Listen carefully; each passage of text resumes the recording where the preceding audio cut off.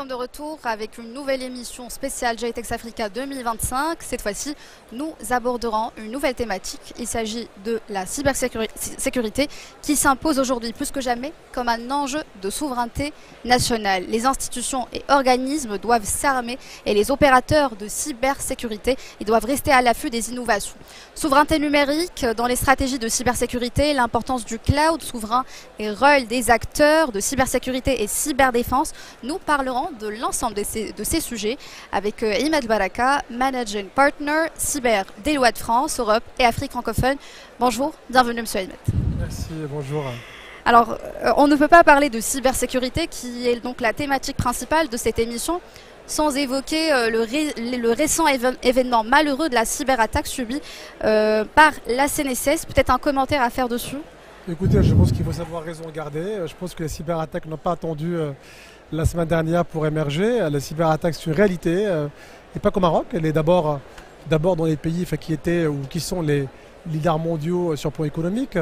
En Amérique, en Europe, bien sûr, le Maroc émerge à bien d'égards. Et c'est normal qu'on soit ciblé. Voilà. Donc il faut savoir raison garder et investir, bien sûr, pour être résilient. Et puisqu'on parle d'investissement, donc la souveraineté numérique, c'est un axe aujourd'hui hyper crucial. Quel rôle joue justement la souveraineté numérique dans les stratégies de cybersécurité actuelles, à votre avis? La souveraineté numérique, c'est un élément clé.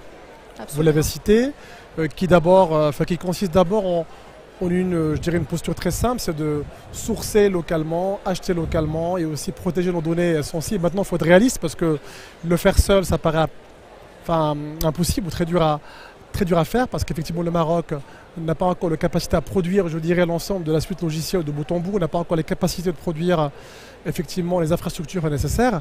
On a accompli beaucoup de chemin sur le sujet. Il faudra réussir à tisser des liens, établir des liens, intelligents entre effectivement acteurs économiques, acteurs technologiques nationaux et aussi internationaux. C'est aussi le rôle de Deloitte sur le sujet. On a fait venir des partenaires internationaux fiables qui voudraient investir au Maroc et qui, combinés avec des acteurs locaux sur la souveraineté, offriront des solutions, intéressantes sur le marché marocain qui vont bien respecter, bien sûr, les directives en vigueur en matière de souveraineté numérique. Qui dit numérique dit aussi intelligence artificielle. Comment justement l'IA change-t-elle la donne en matière de cyberdéfense? Si c'est le cas, si elle a effectivement un rôle à jouer, comment? Alors l'IA, c'est un outil bien sûr au niveau attaquant. Donc les attaquants vont aussi prendre l'IA pour être beaucoup plus efficients, beaucoup plus efficaces pour mener malheureusement des cyberattaques. Mais c'est également un moyen de défense qui est assez intéressant parce qu'il va augmenter en fait les capacités de réponse. Même si on est limité par les talents formés, on peut aussi l'augmenter via l'IA. On peut également être proactif grâce à l'IA. L'IA peut aussi voir les patterns un petit peu complexes de virus informatiques avancés et permettre aussi de voir et d'appréhender la réponse à cibler. Il faut former en deep tech sur l'IA et l'interconnexion avec la cybersécurité. En parlant de la formation, quel est le rôle de la formation dans la construction d'un écosystème cyber-résilient? Écoutez, la cybersécurité, en tout cas la posture cyber réussie, c'est bien le combinatoire de différents aspects. L'aspect bien sûr réglementaire où le Maroc est vraiment en avance sur le sujet. L'aspect économique, et ça aussi on le voit, les acteurs économiques commencent un petit peu bien sûr à s'intéresser à la chose. Sur le plan académique, il faudra réfléchir à une stratégie en fait de bout en bout, de la recherche fondamentale appliquée à le lien entre les universités, l'entreprise et puis enfin bien sûr la reconversion. La reconversion est un élément important pour convertir les talents informatiques vers la cybersécurité. Absolument. Pendant cet événement, pendant le GITEX, vous avez signé un partenariat très stratégique avec Atlas Cloud Service. Comment cette alliance va-t-elle contribuer à la souveraineté numérique du Maroc? Dans le prolongement effectivement de ma réponse sur la souveraineté, Atlas, en tout cas CS, offre des solutions d'infrastructure souveraine sur le plan de l'infrastructure. Deloitte en vient rajouter la couche cybersécurité. Donc le bon chiffrement, la bonne réponse à incident pour aussi offrir au marché marocain des solutions qui soient à la fois résilientes sur le plan cyber et à la fois robustes sur le plan de l'infrastructure. Et c'est en ce sens qu'effectivement le partenariat a été établi avec ACS, qui je le rappelle est une filiale de l'UM6P. Ce n'est pas le seul partenariat parce que vous avez également signé 2 autres conventions notamment avec Arfang Lab et l'Université Al Akhawayn d'Ifrane. Pouvez-vous nous expliquer ce que chacune de ces conventions va apporter à Deloitte Morocco Cyber Center?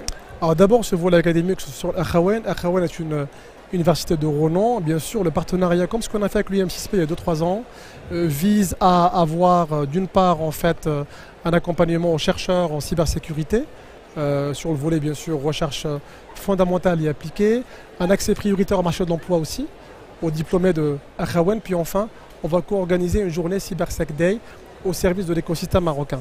Sur la solution Arfang Lab, dans le prolongement de la collaboration internationale appliquée au Maroc, c'est vraiment de faire attirer des software vendors, une entreprise européenne qui fait des produits extrêmement avancés en matière de protection avancée de cybermenaces. Et donc effectivement, il vient s'installer à Casablanca au sein de notre capacité locale, et combiné avec ACS, on va offrir au marché marocain une solution avancée, proactive, qui va voir les menaces en temps réel et offrir une alternative aux solutions marocaines, américaines ou européennes sur le sujet. Toujours dans le cadre de la souveraineté, l'intégration d'une plateforme IA souveraine est une annonce forte. Quel usage anticipez-vous pour les entreprises marocaines? Alors d'une part, l'IA, bien sûr, elle a beaucoup de cas d'usage sur plan métier. Je pense qu'effectivement, l'IA générative en particulier sur le customer care, sur la relation client, sur l'efficience opérationnelle au sens très large. Il faut aussi savoir qu'en cybersécurité, l'efficience est aussi un élément clé.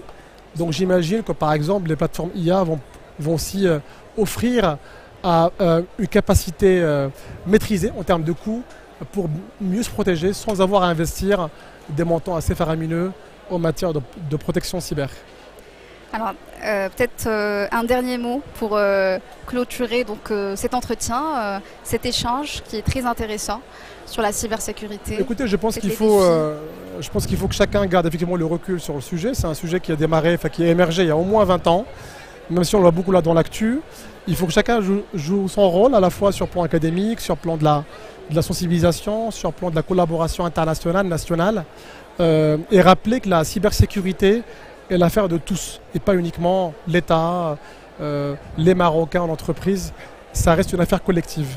C'est effectivement une affaire collective. C'était donc Imad Baraka, Managing Partner Cyber Deloitte France Europe et Afrique francophone qui était avec nous.